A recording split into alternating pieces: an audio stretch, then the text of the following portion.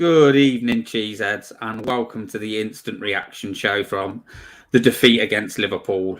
I'm gutted. I hate Liverpool. I think I hate them nearly as much as Arsenal and Chelsea. And this isn't going to be a long one, short and sharp. We'll get into it, do some comments. But James, let's start off then, mate. The team. What did you think about that starting team? What did you think were the strengths, were the weaknesses? What did you think it was going to help us to do? Or not do. The first thing I was happy to see was, I thought Longley, Dyer, and Davies was the correct back three. Yeah. I look at the midfield and I think, okay, I get that. Perisic up front with Kane. Now, obviously, Son's out, Richarlison's out. I guess Kulusevski wasn't fit for a full 90. I guess Lucas wasn't fit for a full 90. But that worries me a bit because, Perisic isn't the quickest. And his specialty really is being out wide and crossing. I'm thinking, that's not good.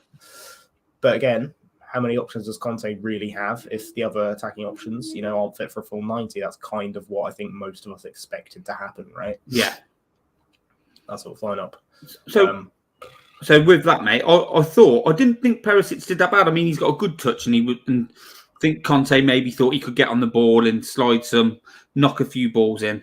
But I thought Sessegnon did all right out on the left, but just there's always that you're always wanting that little bit more off him, aren't you? Do you know what I mean? You watch and you think if he got it, Trent, he was sort of getting behind him and he was picking up good positions, but there's just that little something where he doesn't offer quite enough, does he? But he's missing a little spark. Almost. I'm not quite sure what it is, but he gets in those positions and he picks up good positions.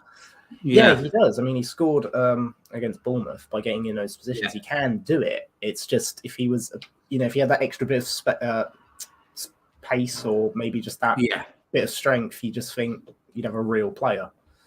But I don't think that was the starting lineup that a lot of people expected, was it? So when it sort of come out, it was a little bit, there's a little bit sort of like what we try and do. I wasn't sure. I thought but Perisic did play up front, didn't he? Perisic did play up front, which is a little bit, mate. If you're Lucas, you've got to be thinking, I've played up front when we were in the Champions League run, and I've played up front before, and now you're playing like a 34-year-old wing back up front instead of me. It's not a great vote of confidence, is it? It's classic Conte. He trusts Perisic. He trusts Perisic. He doesn't trust Moura. I don't know if Moura isn't fully fit or whatever, but he trusts Perisic to do a better job. I was like, that's kind of what I expected to see. I know a lot of people didn't, but Conte plays the players he trusts. I mean, he wasn't going to play Gil as much as I'd like to have seen that or something. But, I don't think he did dreadfully. He's a 34-year-old wing-back playing up front, right? Yeah. He did surprisingly okay. He was getting in the right positions and, he hit the post. He got quite unlucky there, I thought. Well, he hit the post and the bar. But, I don't think he did anything particularly egregious. I think we were okay in those areas. I think like we said, I think we'll get into it more. But I thought overall today he had one of his better games for us. He looked a lot more lively, didn't he? Got involved a lot more when he moved out wide in early parts of the second half when he got on it. But anyway, so first half, mate, how did you think we started off? Do you think we started off in the right tempo? Do you think we started off with the right tactic? Do you think, we did what we should have done, or what did you think? Just too slow, honestly. I mean, there were bits and pieces from Bentancur in the midfield trying to push the ball forward, bits from Bissouma trying to, but, not to the level we know they can. And there was multiple times where we're just dicking around, passing it, trying to pass it back to the goalkeeper. We couldn't keep hold of the ball, and we almost seemed scared to pass it forward at times.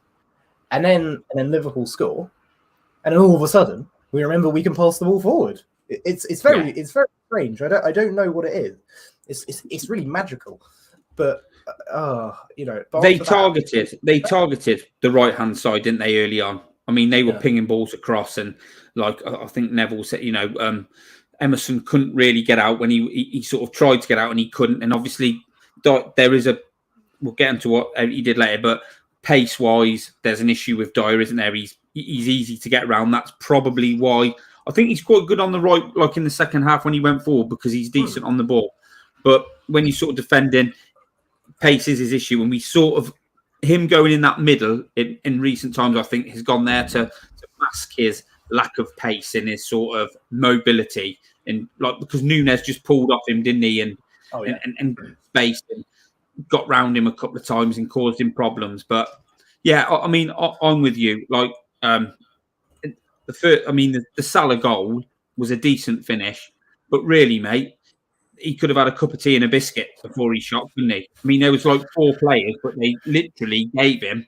They were just stood around him in a circle. Nobody was right on him, and it's just these first halves.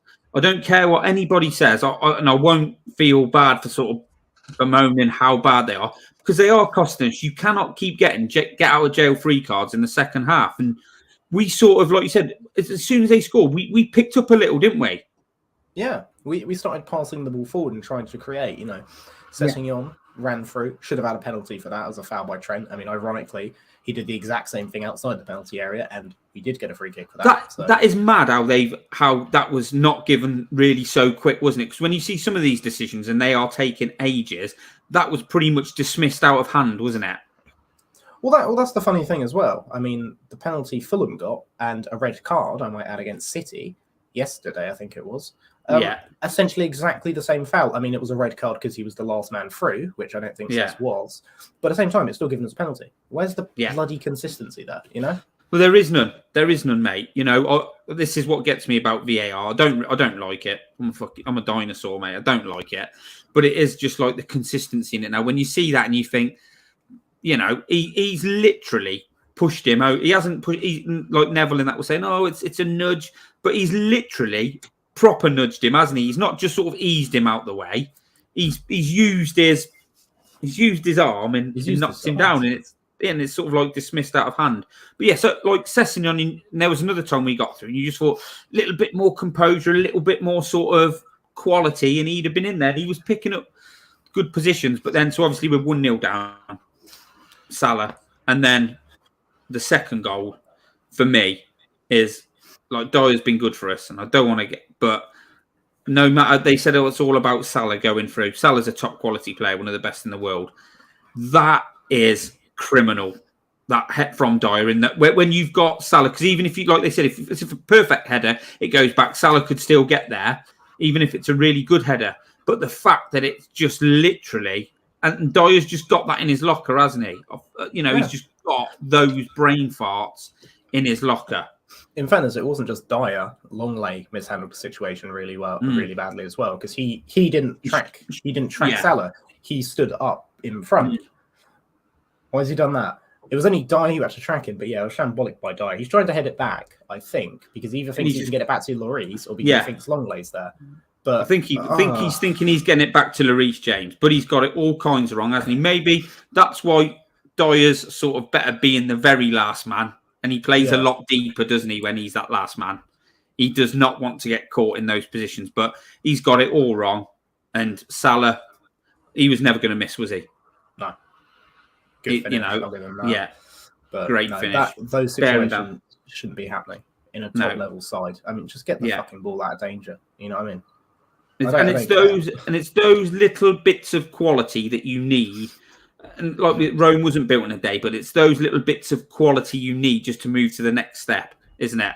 Just that bit more composure to not make those sorts of mistakes. So we're 2-0 down in the first half, and I'm sort of thinking, this is going to be hard to come back now because they'll just pick us off.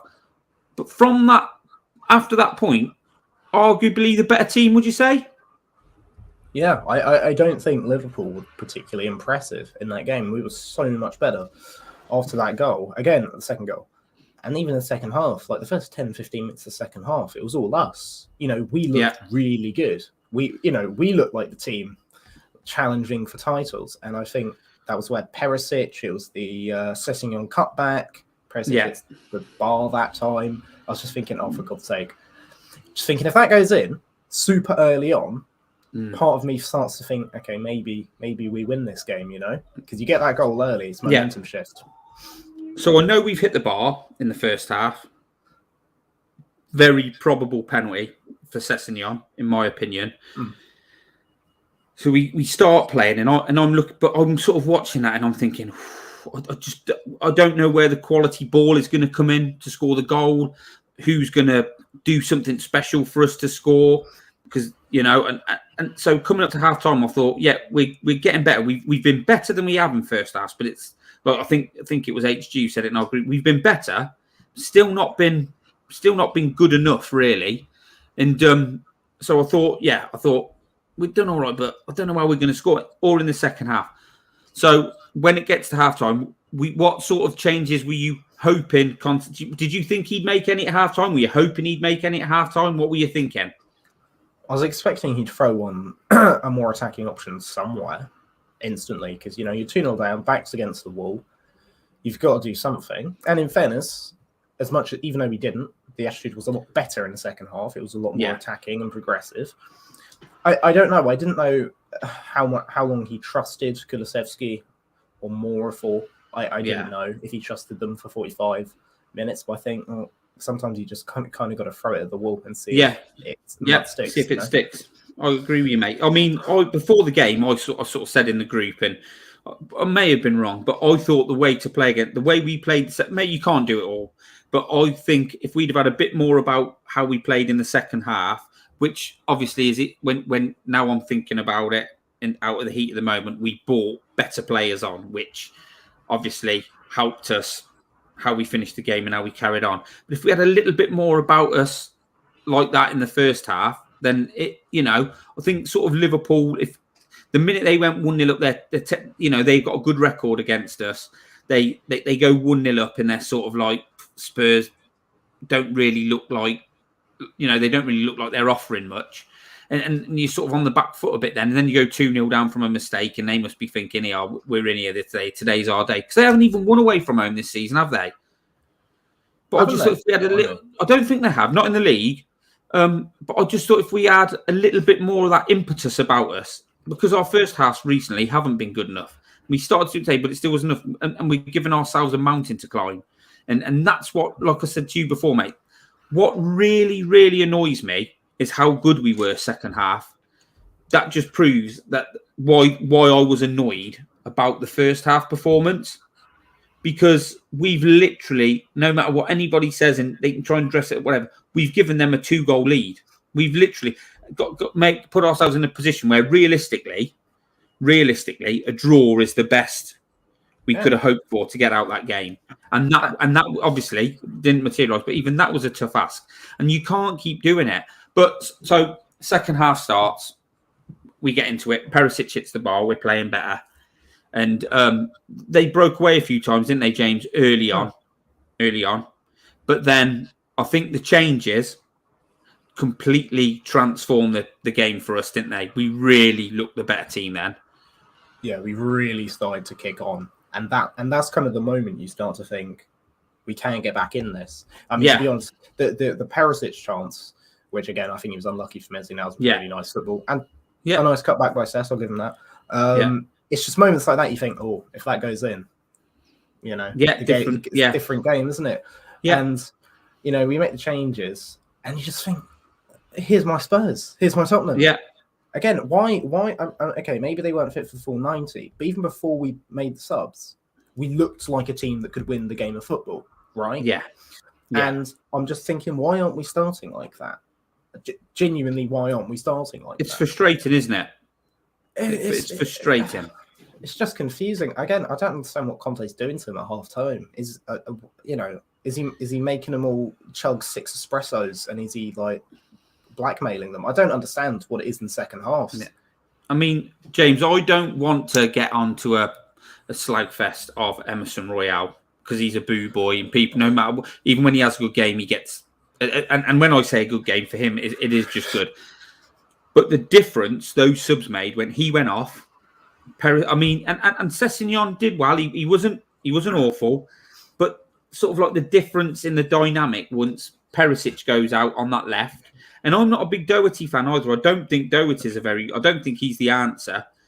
But then, and obviously, then you put Kulusevski up front with Kane. The difference in quality. Like if you look at it and you think, if we could just get this wing back situation sorted, it would make a massive difference to us, wouldn't it? Well, the thing is, Doherty is, I mean, he's awful defensively, let's be honest.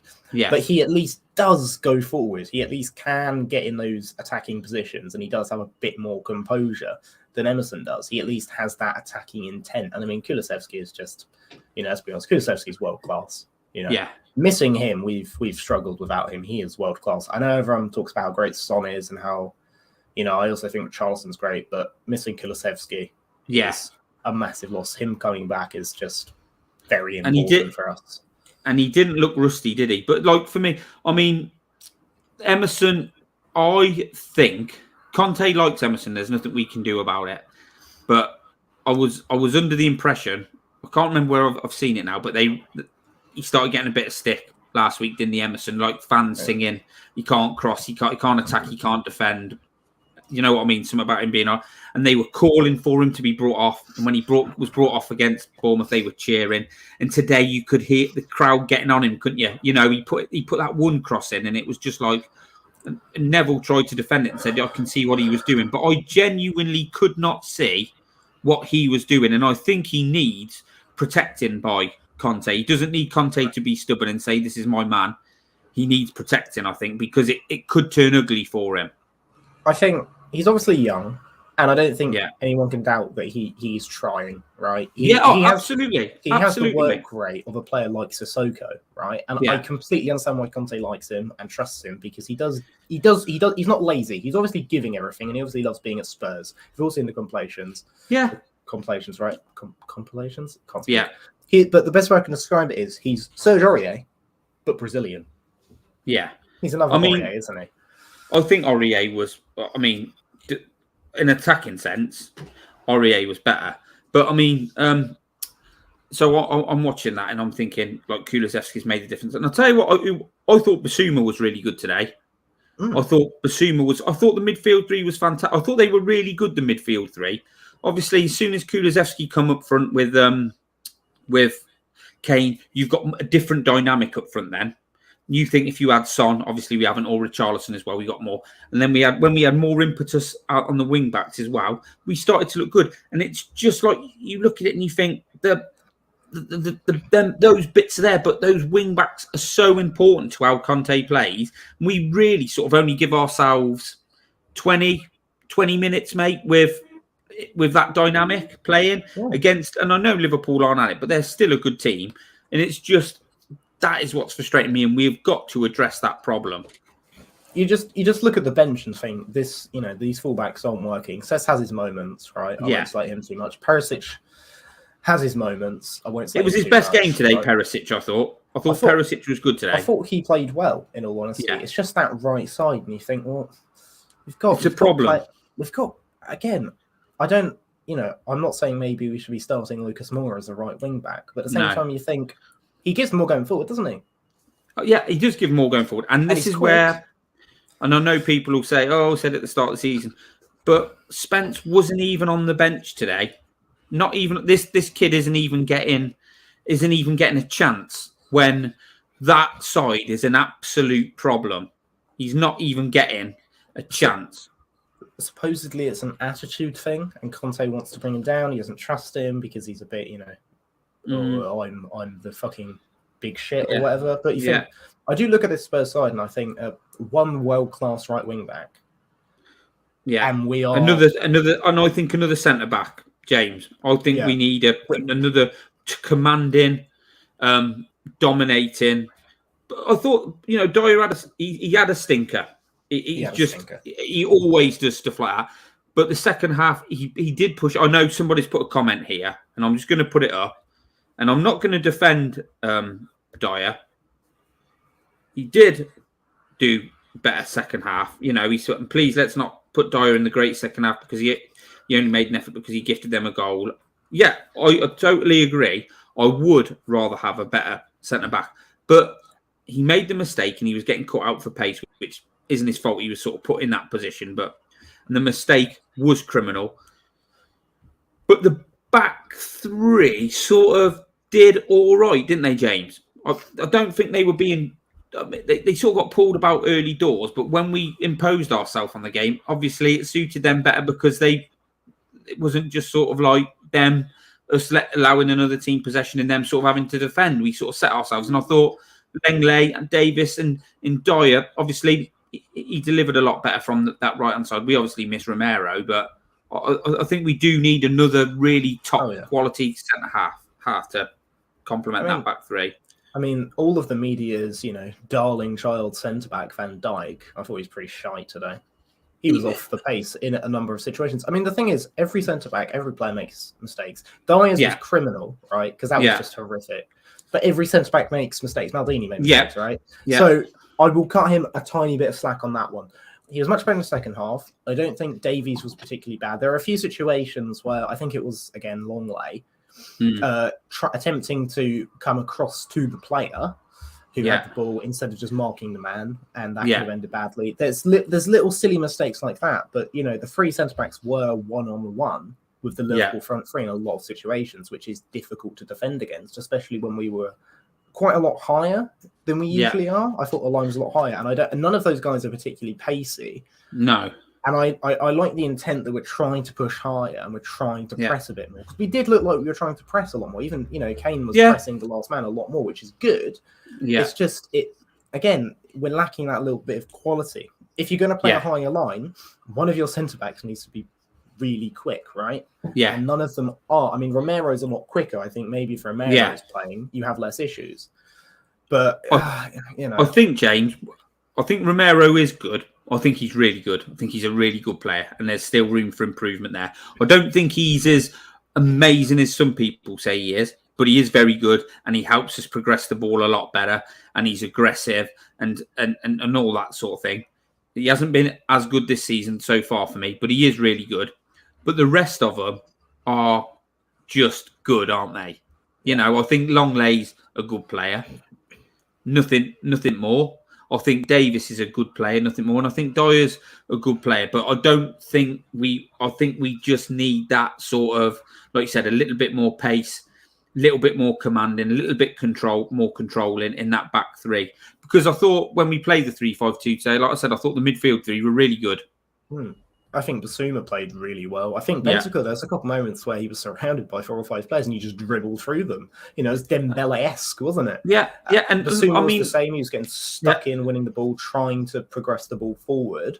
And Højbjerg was just Højbjerg, Mr. Look, I know I'm a Højbjerg fanboy, but I thought he he didn't do a lot wrong today. He tried to be as progressive as he could. He mopped up a little bit. He knitted the play together a bit. He knocked some balls out wide, and Bentancur's just a little bit silkier, isn't he? Needed well. And I thought Basuma mopped up really well. I thought that three, and they sort of pushed up a little bit higher and tried to close down, didn't they? And if you'd have like you said, if you'd have had Kulu up front with Kane for longer or from the start, or he could play the full game, I think it would have been different. Because the minute Kulusevski come on, mate, that ball into Kane, perfection, wasn't it? Straight into his path. So Kane, not all Kane had to do, because he still had to do, but he's obviously just run onto it, hasn't he? And just he knew exactly where he was doing it, and it was just perfection. And Kane doesn't miss those. No, he's scoring that every day of the week. I mean, it's not even just Kulusevski. You think if we had any of our other attacking players fit for 90, you think if we have Son fit for 90, if we have Richarlison fit for 90, completely different game, because they have to worry about both of them. Yeah, and then Perisic can play out on the left or even out on the right for most of the game. I just think it's a completely different 90 minutes of football, because suddenly we've got 3 attacking threats in their front line that Liverpool have to worry about. Because it 2-0 down, obviously you had that moment where Kane gets, tackles Alisson when Alisson's trying to play it out. And I think Richarlison would, maybe not so much Son would have given more to think about, because he'd have been there from the start. So it'd probably been, but Richarlison, whether he'd started or whether he'd come on, that he is going to cause their backline in those situations. He's not giving up, he's chasing every ball down. He's turning their backline. He's pinning them back. He's chasing lost causes. He's making them worry about where they're just like going to have to kick it, aren't they? Which is what they would, in the end, they were just getting rid. And they sort of had one bloke up and he managed to get there. And I thought early on in that second half, they had a few chances. But as the game wore on, they were less and less effective at breaking out, weren't they? We sort of pinned them right back. Yeah, our press was working. We were able to contain them. I just think relentless, weren't we? We could have done that for 90. I get tiredness and fatigue as a concern, but I just think sometimes you've got to go for it in these games. The World Cup's not far away. We haven't got a lot of fixtures left until then. I just think this is one of those games where if we go for it and we get a result, that's a big statement of intent. Because honestly, like we've not been brilliant recently. I mean, we got a win against Bournemouth, but before that we had a couple of losses in a row. And the Bournemouth game, James, obviously I wasn't about to talk about it, but I thought the first half we weren't terrible. I thought it was once again, when the wing backs got it, they just didn't do enough in our ball and the final balls into the box. And that was a bit like today in that first half. It was just like not going through the motions. That's unfair, but we just sort of getting the ball into good areas, and then the final ball's letting you down, and there's just not quite enough intensity or intent. And then all of a sudden, bang, go 2-0 down. That's it now. We need to start playing. And that's what we did again today. I think in the first half, we seemed to lack a little bit of defensive quality to just keep it clean. To be able to play that. To be able to play that game, James, isn't it? The game we're trying to play. We're giving away goals. Yeah. We don't have that quality at the moment, I don't think. I mean, maybe if we go out and we bring in another top centre-back, Romero comes back and he hits his form again, then maybe we do, right? But at the moment, it doesn't really look like we have the quality to consistently play that. I mean, again, the last 10 minutes of a game or something, blah, blah, blah, you can go for it, right? If you're midfield 360. But then we also lack that little bit of quality from our wing-backs to create those goals. If we go in, 1-0, right? You think, that's not bad, even. And second half, we could go for it, we win, right? But you've got to ask Conte, in these first halves, individual errors are happening a lot, right? Yeah. How can we mitigate these individual errors? Because it happens it happened under Mourinho when we're trying to play this super defensive style for a long time. And it's just, it's something to do with the players. They can't consistently that's where I'm going to come at you, James. Style. Because these mistakes, the mistakes that Dyer's made, or the mistakes that Hugo makes now and then, it was happening far too frequently under Mourinho, and we sort of eradicated them for a bit. But those players there's certain players, I think, that will always make those certain mistakes. And that has crept back into our game. Not as bad, nowhere near as bad, but it's more because of it's more pronounced, isn't it, at the minute, because we're sort of because of how we are attacking these first halves, because of how we're sort of like you said, if we're more composed, we've got better defenders, our game plan works. But at the minute, it's not working due to those silly little mistakes and the lack of quality maybe in certain areas. I think the bottom line fundamentally is you can't play this style with the players you have available. It's all well and good to say, and correctly, I think, we need to bring an XYZ player. Yeah. If you're Conte, I think he's absolutely correct. We do need to do that. Even if we're playing a different style, I think there's definite areas for improvement, and we should go out and we should improve this 11. We have the ability to do that. We have the money to do that in the Champions League. Absolutely. Whatever. But the thing is, at the moment, I almost think, I know Conte's very persistent about his style because it does work. It's worked in this country before. It's worked in Italy. He's won a lot with it. But I think just for the foreseeable future, until you can remedy those positions, do you not change your approach a little bit just to be pragmatic about it, to try and get a bit more out of the players? Because these mistakes are happening from not literally the same players, but you can kind of see why they're happening.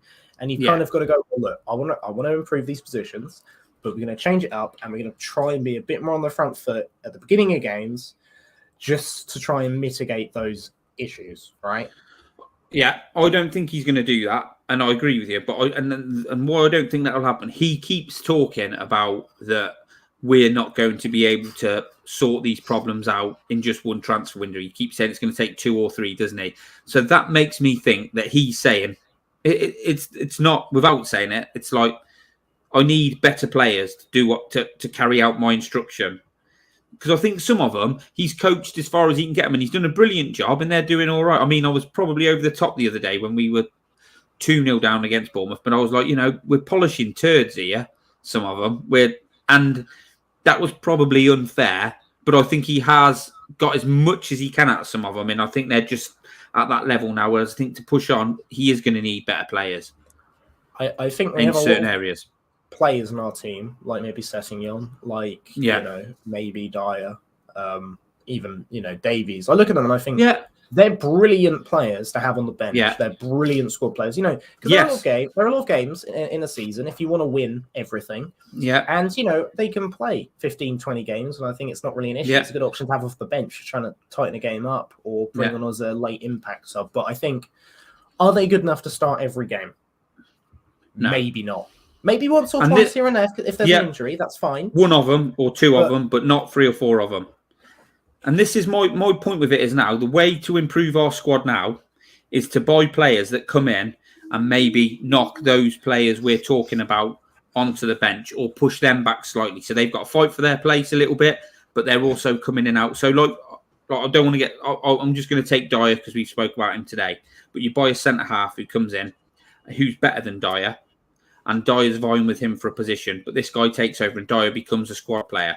And even if they do that with, like I said, so just like I said, I really like Højbjerg. But if we bring someone in who's better than him, and Højbjerg becomes a guy who doesn't play all the time, that's what we need to be doing now. That's how we need to improve our squad now. For me, we need to improve it by bringing players in who improve the first team, and the players who are currently playing in those positions maybe improve the squad. Do you agree with that? Yeah, I completely agree with that. It's just, you've got to have this squad turnover. Because that's what Arsenal have done. Yeah. That's for whatever people say, that we had all this crap early. Oh, we've won the transfer window. Load of rubbish. Arsenal signed players that improved their first 11. We didn't really. Perisic, maybe, but Jesus has improved their 11. Zinchenko's improved their 11. I don't think there's any harm. Doesn't improve our 11, but he's a great player, great addition to the squad. There's no harm in buying squad players. Yeah. Right? That's the other thing, because I think Charlton's a good signing. He doesn't necessarily improve the 11. Yeah. But, you do need cover in positions. And, yes. I mean... Well, we've got that now, haven't we? Aura as your main cover. Not really. Richarlison's a much better bench option, and it hopefully means when everyone's bloody fit after the World Cup, hopefully, fingers crossed, touch wood, we have someone who can play against Morecambe in the FA Cup instead of Harry Kane. It means Kane can have a rest, and it's less likely. Well, that's what Richarlison should be. He's not fit, but you'd like to have thought, when you're Wednesday against Forest, Richarlison goes up front in an ideal world. Kulusevski comes back in to get some more minutes. And maybe Hilton, you think, well, that looks, or if some going forward in the FA Cup, like if you go with Richarlison up front, Kulusevski on the left, and someone else comes in on the right, or what, it's starting to look a little bit better. But right, so I've got this comment here. We're talking about these first halves costing us. So Rich has just said post game how our first half performance is simply not good enough. They asked him why he thinks it's a habit. He said it's tough to say, but there is a lot of tension. And then the next comment Rich has put up is saying, he made it sound like players are scared about giving the ball away, and he doesn't really know why, though. Is that coaching, or is that players needing to take a bit of responsibility when they're on the pitch and not being scared, having some backbone?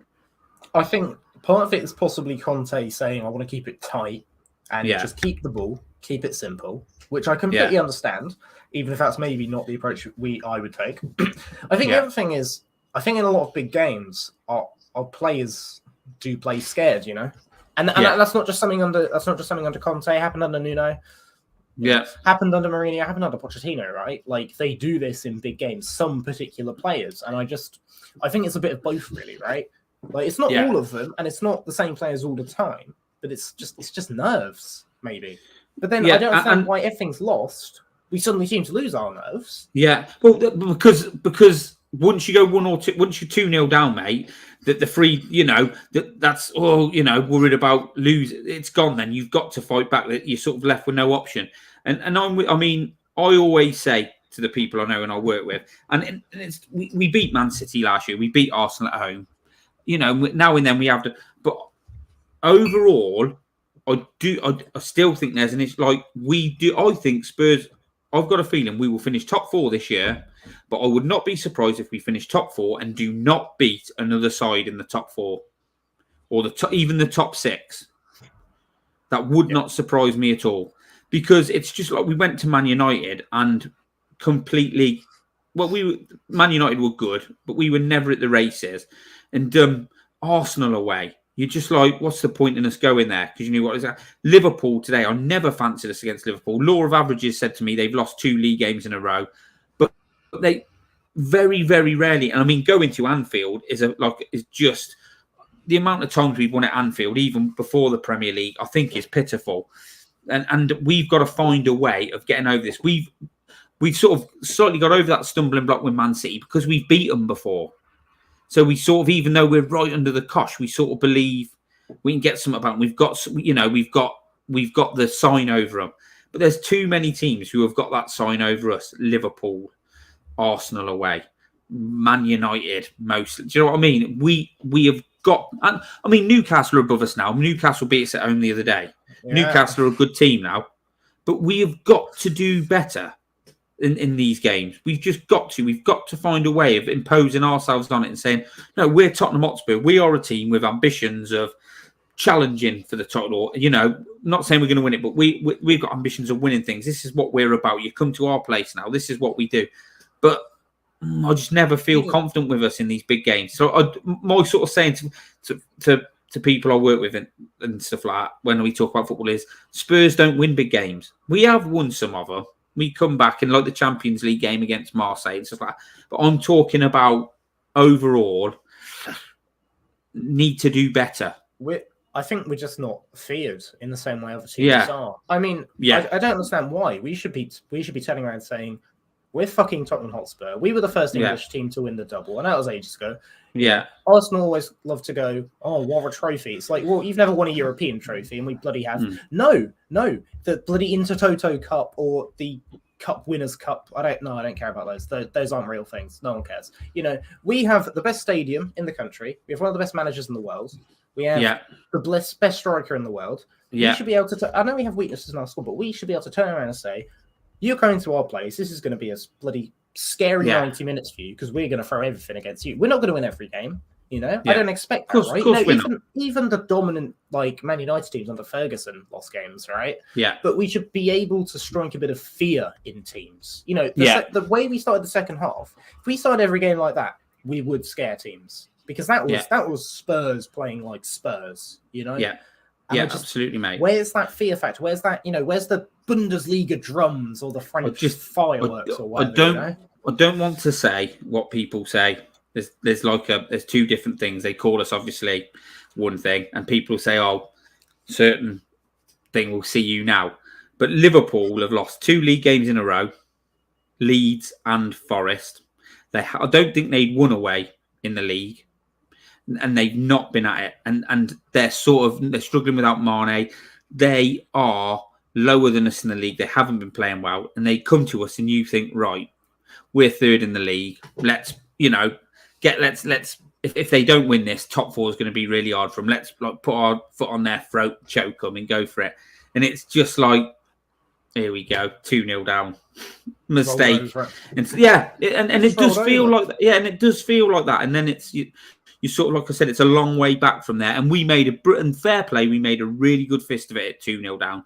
But that cannot keep happening. Like I said earlier, mate, we cannot keep getting get out of jail free cards. That is no basis to push forward with.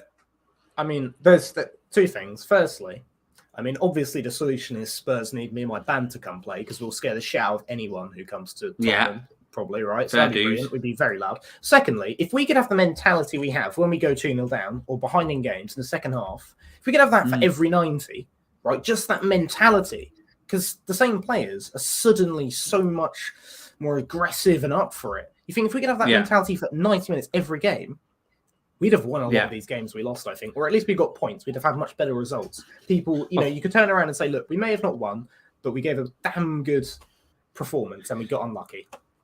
The plan just seems to me like to contain these teams for the first half. And because we do play our second half like we do, then the second half will sort of hit them.